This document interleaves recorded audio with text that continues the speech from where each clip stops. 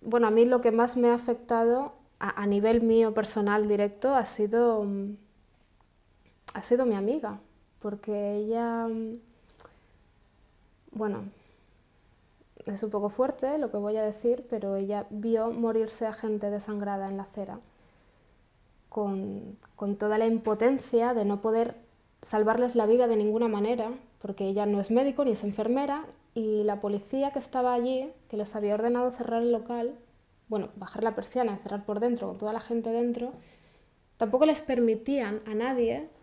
salir a la calle a rescatar o tratar de ayudar a esas personas que estaban heridas. La gente estuvo sangrando durante horas ahí en la calle, sin más ayuda que las de otras víctimas que no habían sido heridas, que iban a taparle las hemorragias, a darles agua y ya está, parecía que no se podía hacer nada más.